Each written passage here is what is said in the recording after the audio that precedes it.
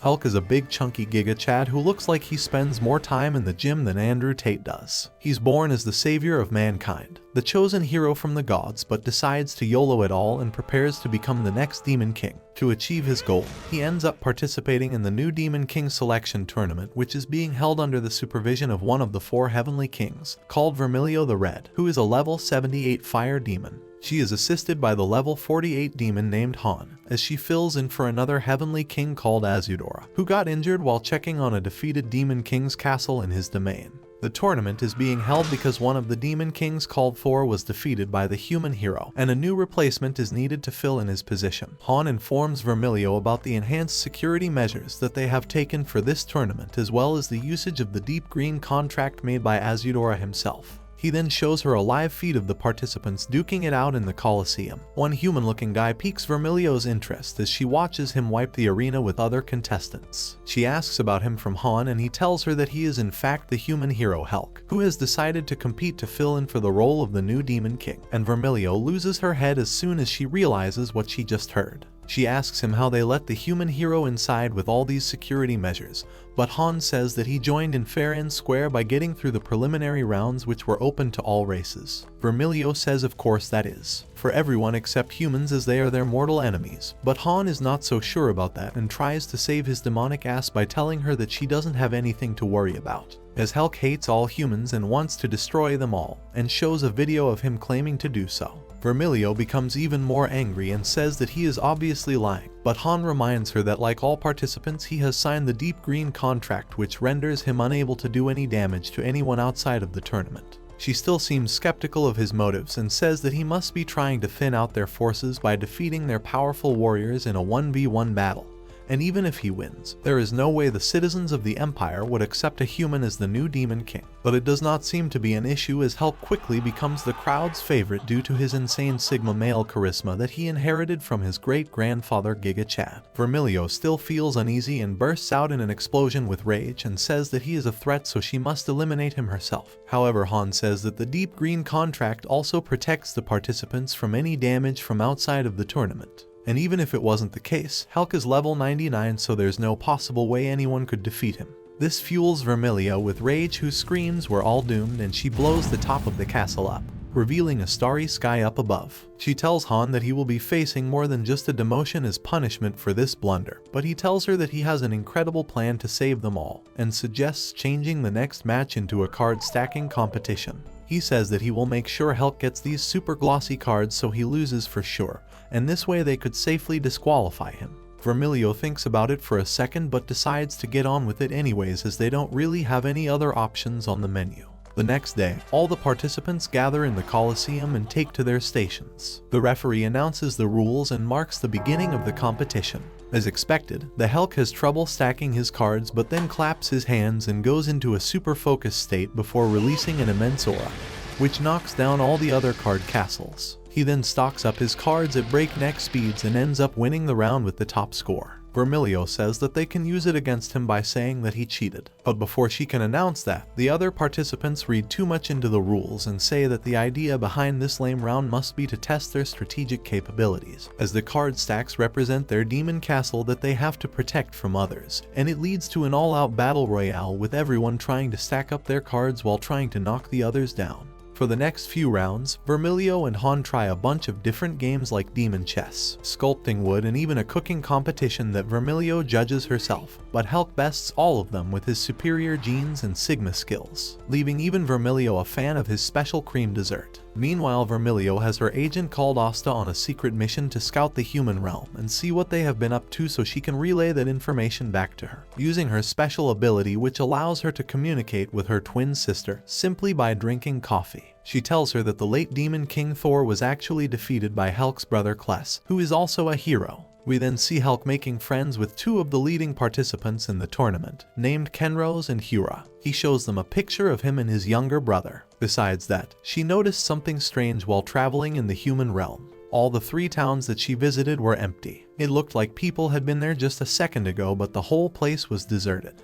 Just then, Han rushes into the room and announces that he has bad news. It turns out another demon king called Urim was attacked by an army of flying human-like soldiers. The demon king managed to hold them off until the citizens evacuated, but ended up trading his life in doing so. This makes Vermilio mad and concerned as she worries that they might attack the capital next, and wonders what wretched means the humans use this time to harness such power. After this, she sends one of her spies to scout Urim's castle so they can get some more information on their enemies. Meanwhile, Han suggests another option for the next round of the Demon King selection tournament, which turns out to be a horse race over an obstacle course laced with deadly traps. To make things worse for Helk, he rigs the horse selection lottery and makes him ride a little dog instead of a horse to make sure he loses this time. Vermilio worries that the people will notice this unfairness towards Helk, but they turn out to be as gullible as their grandmas on the phone to a Nigerian man telling her she's won a free vacation. With everything in place, the race begins with a bang and everyone zooms past Helk while his dog struggles to breathe and stay alive under his fat heroic cake. The announcer decides to shift her focus towards the other contestants as Helk fails to even get out of the Colosseum on a mere dog. The hero-killing traps prove to be hard for many demons to overcome, but still a handful of them manage to make it through the most of it, and it looks like they will actually win, including Kenrose and Hura. Just then, we hear a big boom and see Helk zooming past all the contestants, catching up with his buddies on the front lines, running on his own. Midway, he decides to pick the dog up and starts running full speed. Vermilio says that that's cheating as this is a horse race, but Han explains that legs touching the ground while riding a horse isn't really against the rules. As crazy as that sounds, being the crowd favorite, Helk manages to get in the top 4 anyways. Vermilio tells Han that she's going to turn him into a roasted kebab if Helk wins, so he decides to burn the final bridge with explosives while trying to get Helk caught in it as well. Unfortunately, his workers turn out to be dumber than anime haters and they blow the bridge up way before anyone makes it across, much less Helk. As the race comes close to its end, we see Kenrose boast about his speed and adapting Helk's strategy as he jumps off his horse and starts running on his own as well. Hura settles for the 3rd spot as Helk zooms past her and beats Kenrose by a millisecond, securing 1st place. With that, we get down to our last 4 contestants for the new Demon King role, and Vermilio decides to set the whole place on fire in a rage. But just before she can do so, Ista walks in and tells her that she has news from the spy who went to investigate Urim's castle. She tells her that there appears to be about 103 winged knights stationed in the castle, with one of them acting as their commander. Vermilio says that the previous Demon King must have massively reduced their numbers before going down, and wonders what to do about this effed up situation. Just then, the other Heavenly King Azudora walks in looking all cool, and tells her that he has an idea which will solve all her problems. She thought he was too injured to walk around, which was the whole reason she was filling in for him in the first place. However, she turns around only to see him on the brink of death, all bandaged up and bleeding. So she tells him to go and rest, but he insists that she needs to hear his plan. He suggests they make the final round of the tournament a competition to take back Urim's castle, and whoever kills the commander of the Winged Knights would be crowned the next Demon King. Vermilio worries that if Helk turns out to be an actual enemy, as she suspects, then they would be in a very tough position surrounded by the Winged Knights and him. But Azudora says that he will create deep green rings that will enforce the deep green contract even outside the capital, and this way they can feel at ease with Helk. Vermilio says that she will accompany the contestants just in case, and with that, Azudora creates the rings in 5 days. Vermilio disguises herself as an admin staff member named Anne and cut her hair short. We also get to see the 4th contestant, who is a bald candy-loving demon named Dorsch. After this, they all depart for Castle Urim, and we get to see Oster roaming in the human realm, wondering about the lack of toxins in the environment. It turns out the Demon Empire is almost entirely covered with a toxin which corrupts the local plants and animals, turning them into monsters which attack humans and monsters alike. Even a demon can't withstand the toxin and not get corrupted, which is why all of their cities are covered by a strong magical barrier that keeps the toxins out. Zooming back to our aspiring Giga Chad, we see the contestants engage with a fleet of monsters on their way.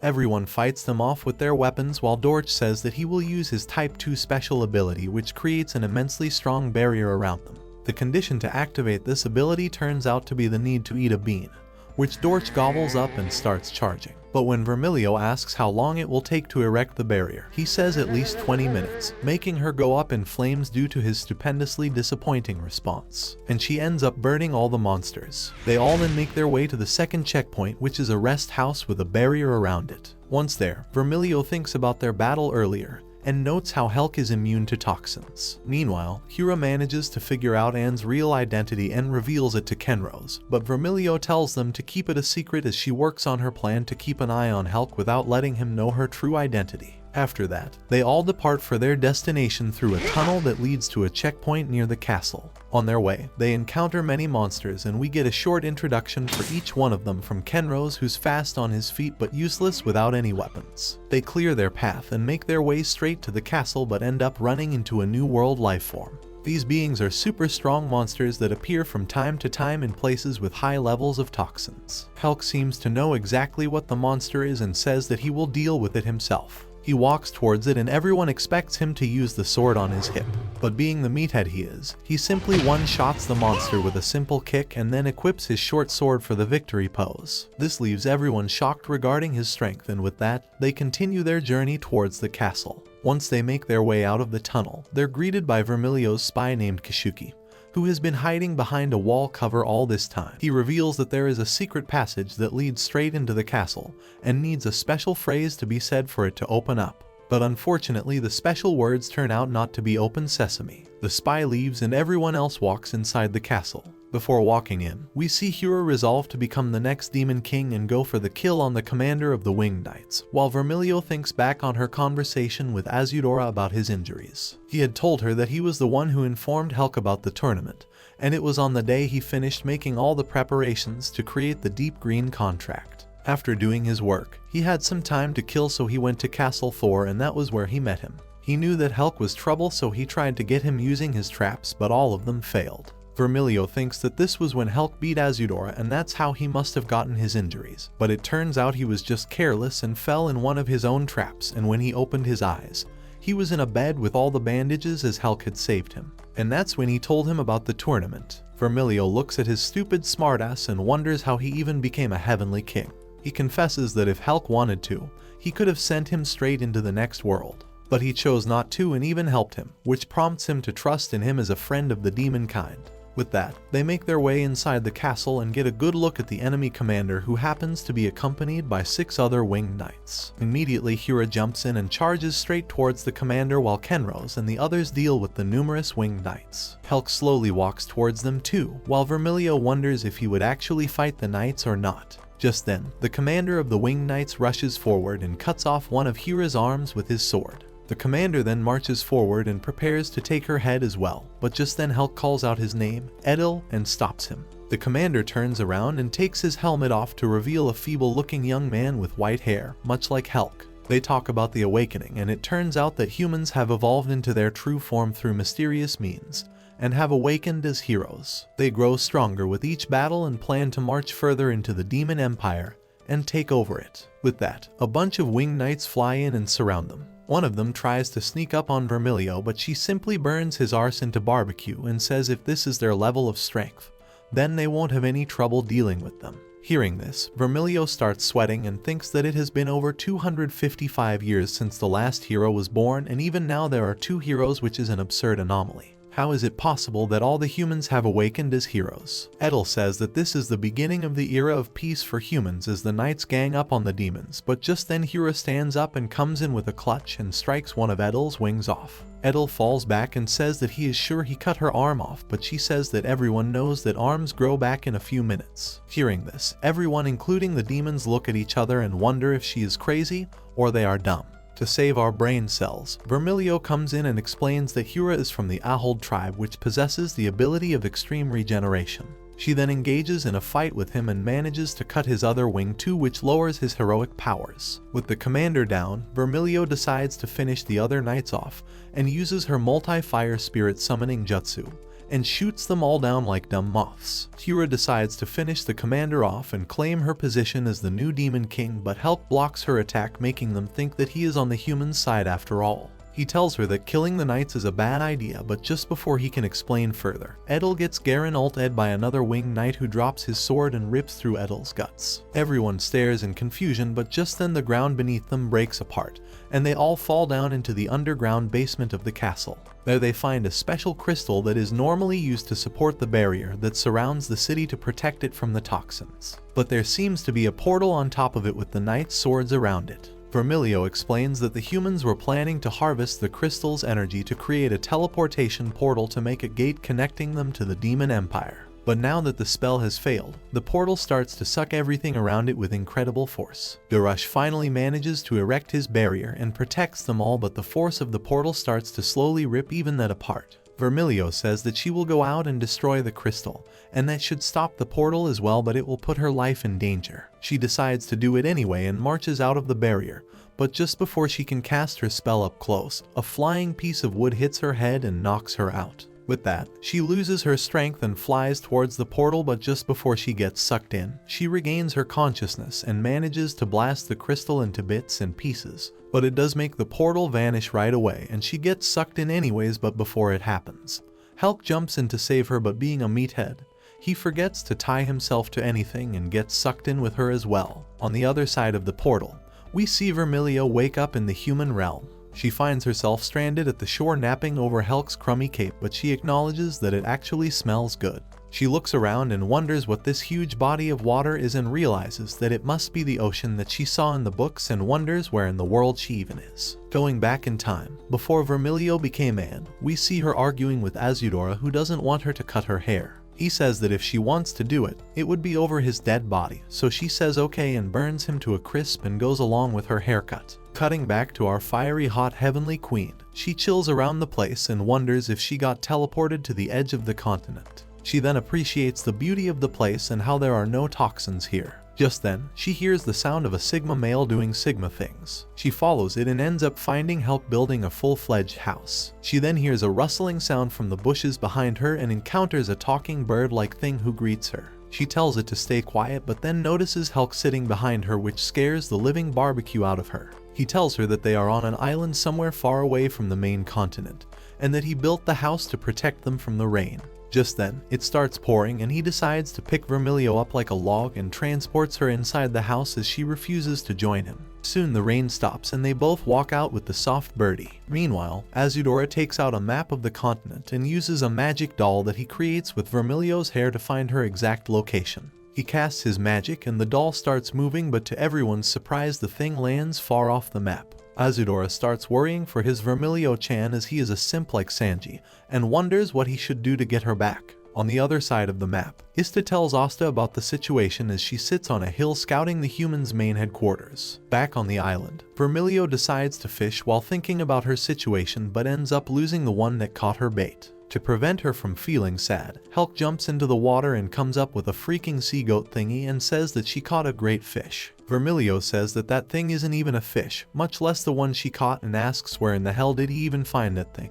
to which Hulk says that he found it walking on the ocean floor. The next morning, Vermilio wakes up to a fat pink dude who brings her some half-eaten breakfast like my Uber Eats driver. She asks him why he is helping her, and he says that he is doing it to return the favor of the Giga Chad who travels with her. Vermilio then asks him to take her to his village and wonders why everyone is so welcoming to them as strangers. But it turns out that only the birdie and this Uber Eats driver are the only idiots in the village, and the others are actually wary of them. There, she meets up with the birdie who says that she smells like an old lady and tells her that Hulk is busy building a ship. Hearing this, Vermilio thinks that Hulk must have found the direction back to the continent and rushes to find him. She eventually runs into him chopping some wood with an axe, but the axe gives in first. He then continues to chop the wood with his hands like Bruce Lee if he was on steroids. She asks him about it, but he says that he figured they would think about it later, so he built the boat first. He then goes on to create a makeshift raft from the huge logs, making Vermilio wonder about his skill as a shipwright. She also checks up on some runes and wonders why they look familiar to her, but just then, the chief of the village walks up to them while wearing a dark hoodie and says that he wants them to accompany them back to the village for an important discussion.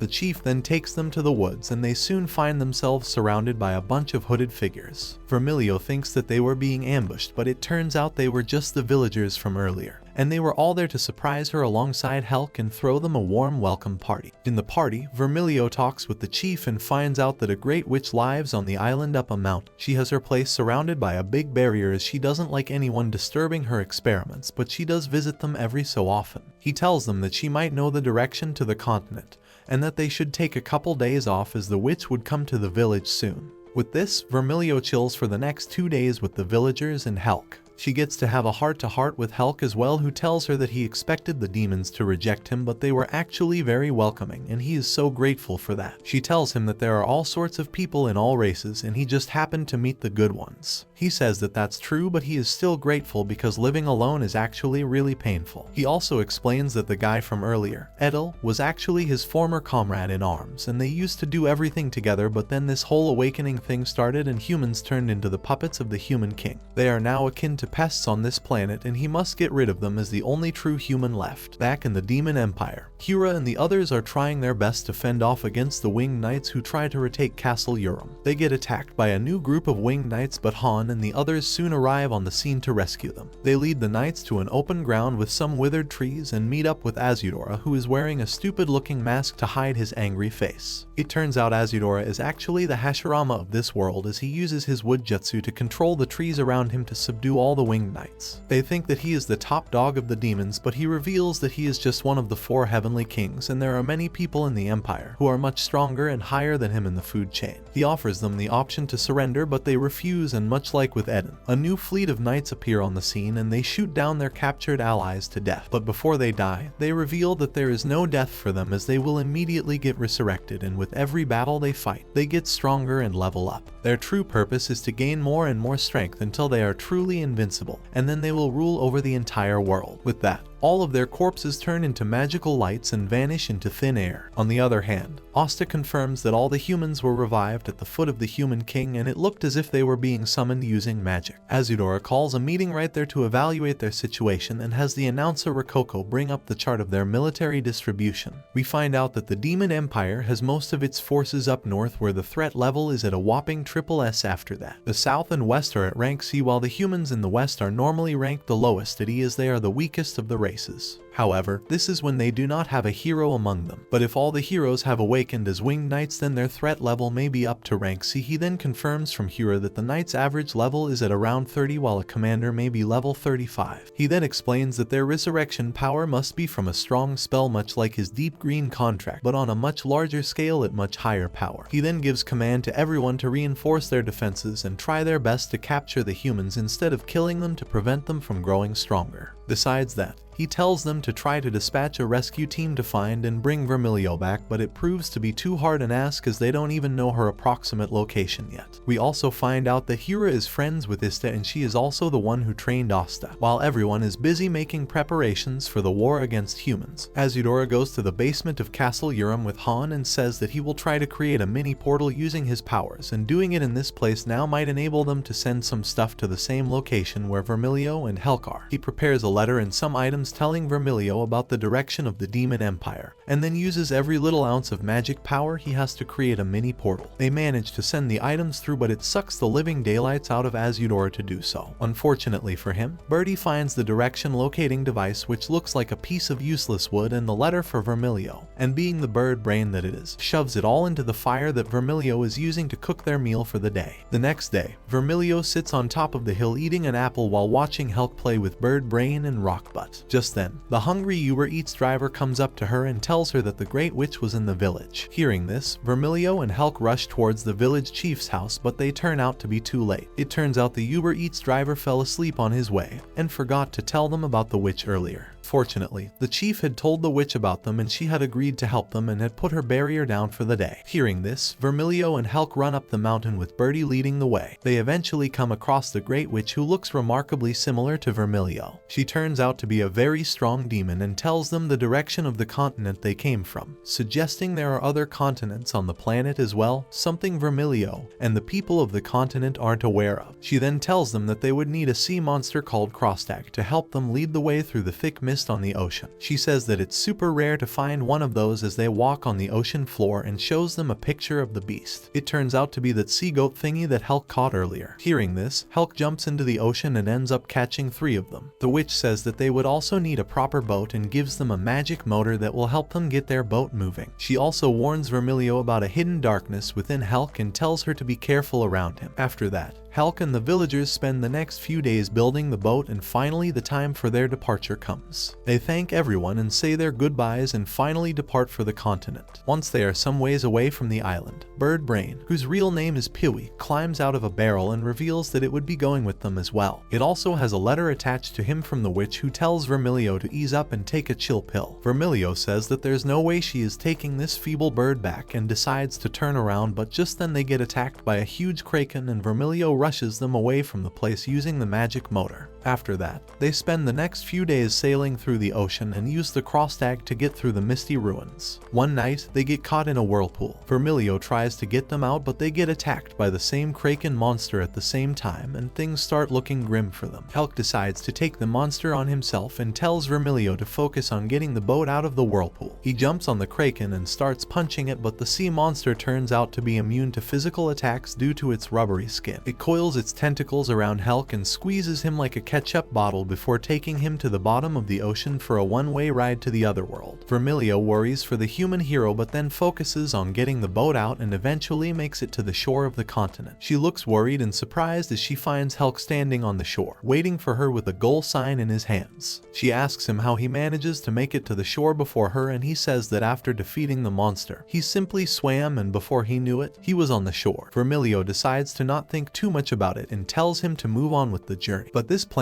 quickly comes to a halt as they get ambushed by some sissy monster people who turns out to be the soldiers of the former kingdom of Errol, which fell to a group of 50 people from the Toffman tribe. Ever since, the Toffman king has put them all under his curse, which makes them look like ugly monsters, and it also renders them unable to disobey him. They capture new people on the Toffman king's orders, who put those people under his curse too to increase his forces. Hulk and Vermilio join them for fun and giggles and later end up defeating the Toffman kind with some backhanded Asian parent-style slaps. They receive some money as reward from the saved people of the kingdom and march on towards the next big kingdoms in hopes of finding a map to the Demon Empire. Unfortunately, they find out that both kingdoms went on a dumb war and ended up destroying each other completely. The merchant on their way tells them to go to the next town over if they want to try their luck. Our group does just that and manages to find a map to the Demon Continent, but it costs over 50,000 lin. After converting all the money they had on them, it only comes out to around 25,000 lin. They look for other ways to get more money and end up joining a massive cooking competition, which turns out to be Food Wars from Wish.com with Chinese soma and everything. After some crazy moanful food cooking, Hulk comes out on top and they manage to win 30,000 lin from it. They use the money to get the map, which turns out to only have a small dab of ink representing the empire. Regardless, this gives them a direction to walk to, so they ignore the fact that they got scammed and head towards the next kingdom that comes in their way. However, they are warned not to do so by a local singer who says that a warrior of darkness dwells in the ruins of the next kingdom. But being the Giga Chads they are, our group marches straight on. Long story short, the warrior of darkness turns out to be the older brother of the songstress, and after getting corrupted with dark magic, his soul was unable to leave this realm. Hulk and the guy duke it out for hours as the warrior is invincible, but this sends Hulk into a frenzy when he watches the warrior point his sword towards his friends, and he unleashes a mad barrage of punches and combos, beating the warrior into a pile of dark sadness. Seeing this, Vermilio remembers what the Great Witch told her about a darkness being present within Hulk and how he mentioned being pained by being alone. She brings him back to his senses with some power of shouting his name like Sakura shouts Naruto, and the warrior also stops fighting when he hears Birdie sing the same song his younger sister uses to hum. It brings the warrior back to senses, and he gives Hulk his cursed sword as a gift, which happens to have the ability to reconstruct itself after getting damaged. On the other side of the map, humans try to retake Castle Urim, but Azudora and his forces intercept them and push them back into the human realm. After their preparations are done, they have their defenses up and soon engage in another battle against the humans at Castle 4. We see many familiar faces like Edel and the other winged knights that Azudora defeated, fighting against Hura and other demon commanders. The humans are slowly but surely growing stronger as Hyrule notes that Edel has leveled up to 36 in the short time they didn't see him. With the war still being in favor of the demons, Azudora directs his efforts towards looking for Vermilio. He does the hair doll magic once again, and to his surprise, it shows Vermilio back on the back this time. This makes everyone happy, and he orders them to get a detailed map of the region so they can get a more accurate location of her. On the other hand, Vermilio and the others get some camels to help them cross the land, and they even get to stay at a fancy hotel on a discount thanks to Hulk and Vermilio's sick dance moves. With their journey going good, one night while camping outside, Hulk talks to Vermilio and tells her about his broken sword, the Hero Slayer. He says that even though it's broken, it should still have enough power to kill a hero. He tells her that he wants her to keep it just in case he ever turns to the wrong side and wants her to be the one to put an end to him. Azudora feels reluctant as she has grown closer to our Giga Chad, but he insists and hands the sword over. He says that he will tell her about his childhood and how he reached here, and then she can decide if she wants to take this responsibility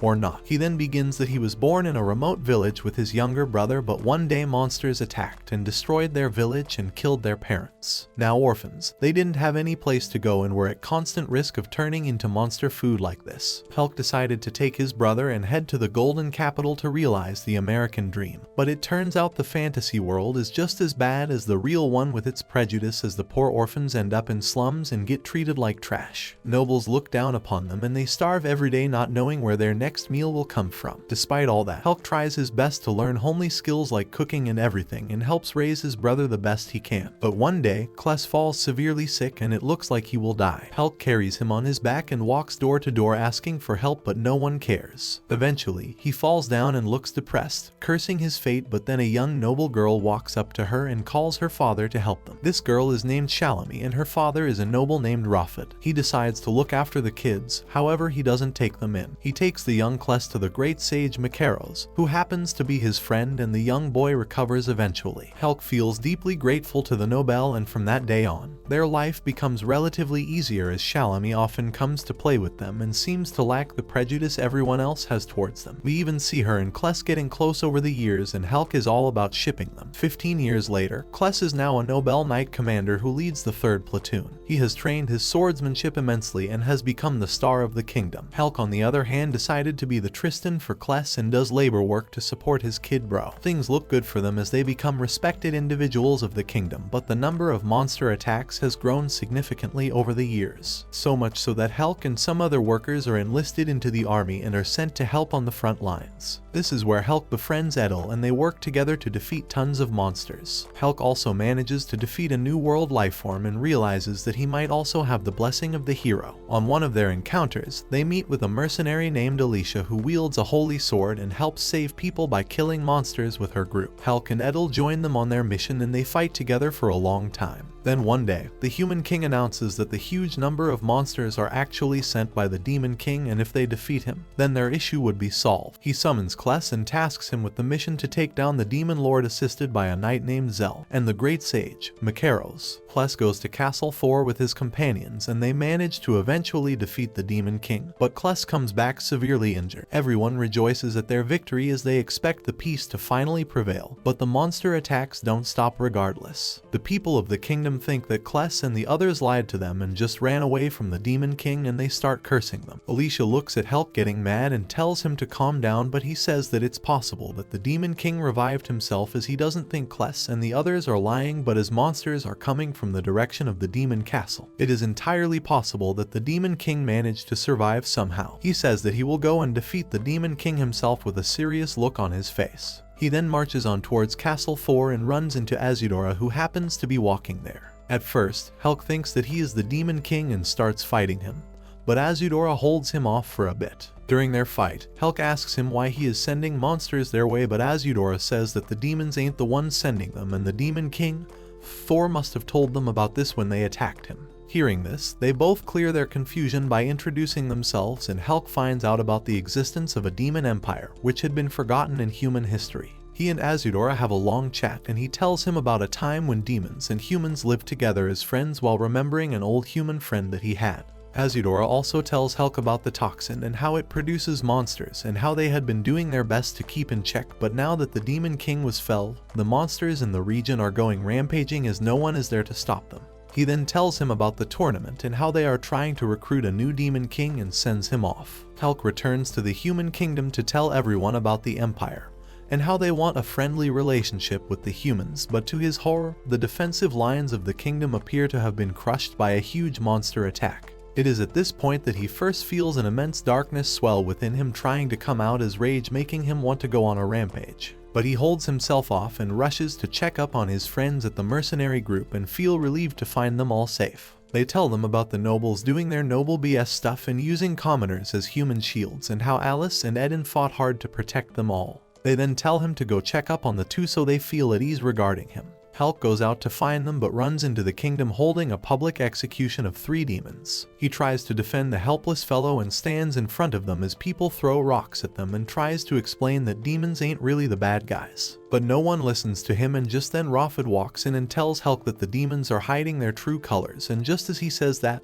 the demons behind Hulk turn into giant monsters and go on a rampage. Hulk stands up to fight them, but just then 3 masked bulky dudes jump off the castle and defeat the monsters. Raphid says that they are awakened heroes like Hulk and Kless, and with them on their side, the humans will finally see peace. With the awakened heroes defending the kingdom, peace truly comes to the kingdom for a brief period, but during this time, Hulk doesn't get a chance to see his brother, who is apparently still injured and unconscious. One day, Hulk decides to tell Edil and Alice about his encounter with Azudora while unknowingly agreeing to take Alice on a date, but before they can go out, the Knight Commander, Zell, walks in and begs for Hulk's help. He tells them that the awakened heroes would spell disaster for the human race, and that they are actually death row criminals who were used for human experiment by Macaros and Raphid on the orders of the king by using Kless's hero factor. He then tells him that once a person is awakened, they lose all their will and turn into puppets for the nobles and the king, who use them as tools to fight monsters. He then tells him that their true goal is to convert all humans into awakened heroes and create a new world that is there only for the nobles. Hearing this, Alice and Edil join them in their conversation and say that they must stop all this from happening.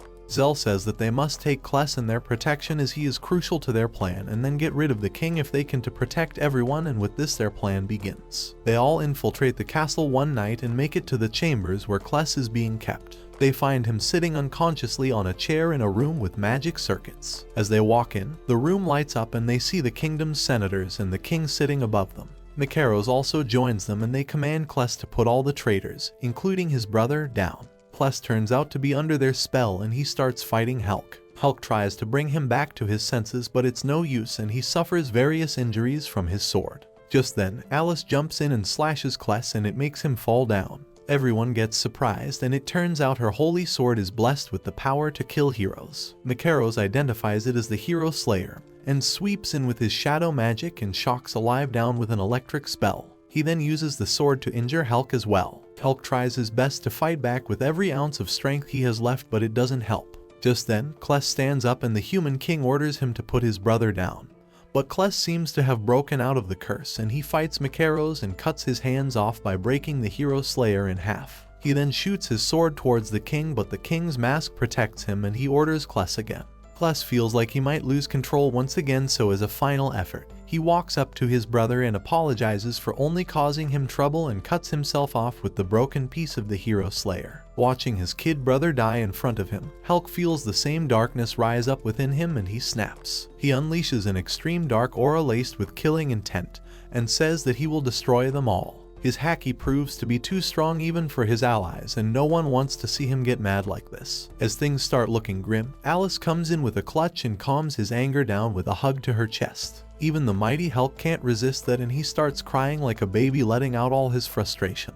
As the adrenaline clears out of his system, he starts feeling weak again and goes unconscious, but this proves to be a bad thing for his friends as they barely manage to make it out of there with Hulk. Sometime later, we see Hulk wake up in a cave with a broken Hero Slayer and some food. He walks out only to have some bounty hunters trying to get him. From them, he finds out that his friends got captured and were being publicly executed.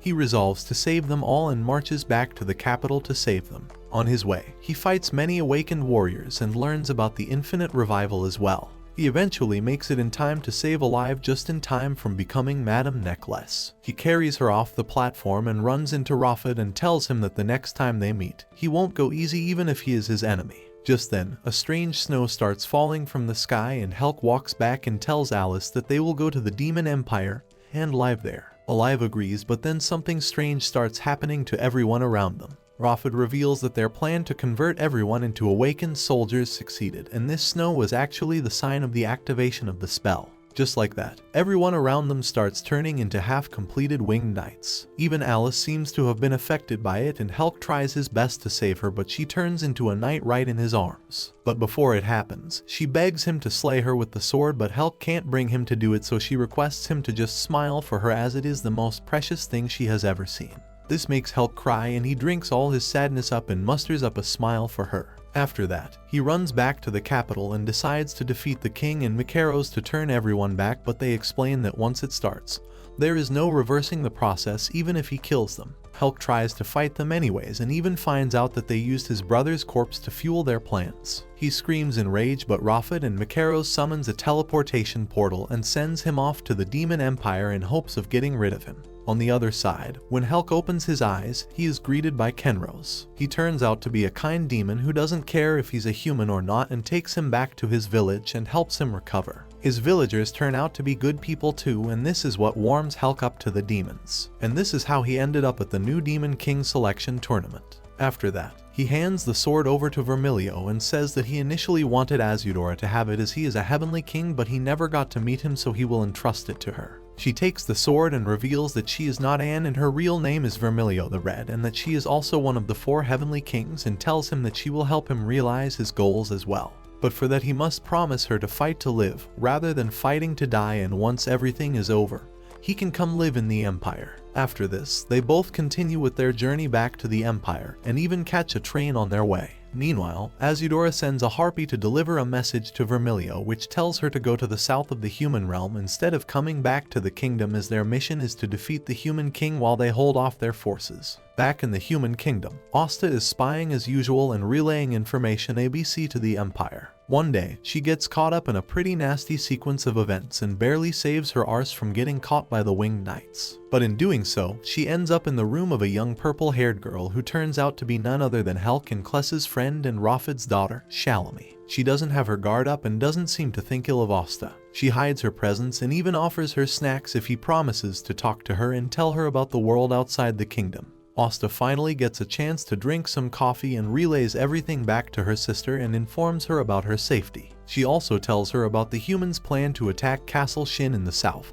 and this helps them prepare in advance. A few days later, we see Zell and the other winged knights attack Castle Urim. The mage to cast a spell that summons tens of thousands of new world lifeforms and send them to attack the castle. However, thanks to Asta's information, they manage to hold their own against them. Even Azudora joins them with his fleet of archers and helps Demon King Shin. At the same time, we see Macaros invade Castle 4 with Edel and a fleet of 20,000 winged knights. He defeats a lot of the commanders and manages to even bring Hira to death's door, but Edel jumps in and says that he will fight her himself, protecting her in a way. Macaros marches on and plans to use the crystal in the castle's basement to use a powerful spell, but gets surprised when Azudora shows up on the scene and surrounds him with his tree branches infused with a barrier spell. It turns out he already knew of his plan and sent a fake Azudora to Castle Shin and stayed here to deal with Macaros himself. For some reason, Macaros knows Azudora personally, and we find out that he used to be a cannon fodder soldier in the human army thousands of years ago.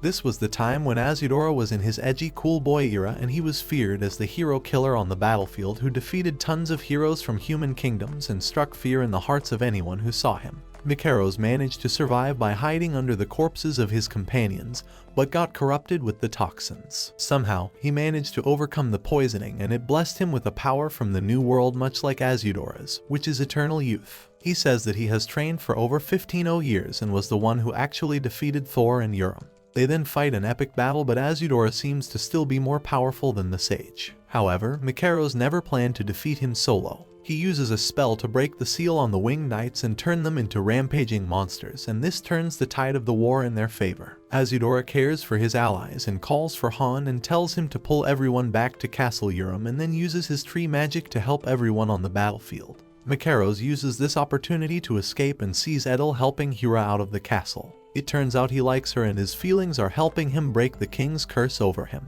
Macaros appears in front of them and uses a spell to forcefully break the curse on him, which turns him into a monster and sends him to fight Azudora, who is busy saving everyone on the battlefield. The corrupted knight, Edel, flies in and fights Azudora, and with his hands tied, he manages to finish him off. Meanwhile, we see Asta try to make a run for it with Shalami, who reveals that she knows Helk and Kless. It seems that she has no clue about what's happening outside, and she appears to have the power to make that snow that is used to spread the awakening power. Asta thinks that she would be crucial in their winning of the war, so she tries to run away with her, but they end up in the king's chamber, who tries to cut Asta down using her. But Raphid walks in and breaks his control from over Shalami and orders some winged knights to hold Asta down and says that this is the end for the demonkind.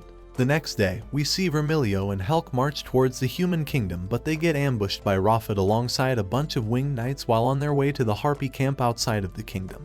It turns out, Makaros can also use the locating spell, and he uses Helk's blood like Azudora used Vermilio's hair to keep track of him. Raphid tells Helk to step back from the war silently and live a quiet life away from the war.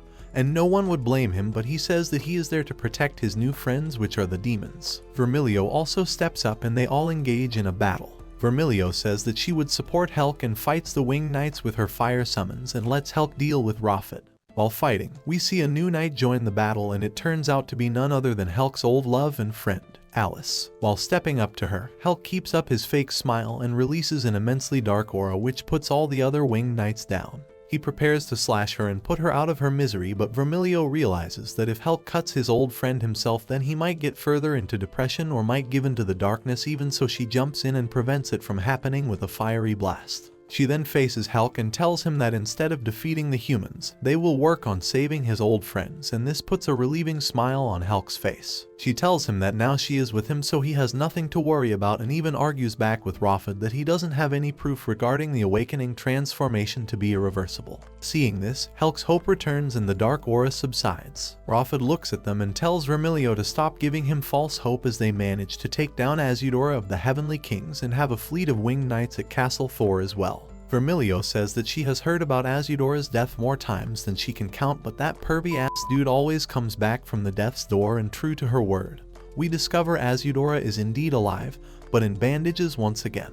She says that he has been alive for far longer than her, so they should go and see him and ask him about any clues on reversing the awakening process. Watching Helk come back from his despair, Raphid decides to call it a day as well and pulls back his forces alongside Alice. Once the situation is calmed down, Helk and Vermilio go back to meet up with Piwi and the Harpies, as well as Rococo, who informs them about Castle Shin and Azudora's survival. They decide to go to Castle Shin and board the carriages. On the other hand, Azudora receives the news of Vermilio being well and her letter from the Harpies' leader. He then lies down and rests while thinking about his old friend, who seems to be a human hero from thousands of years ago when he was still young. And this brings the anime to an end. Don't forget to like the video if you enjoyed, and subscribe with notifications on so you never miss out on any more of my recaps. Until next time, take care.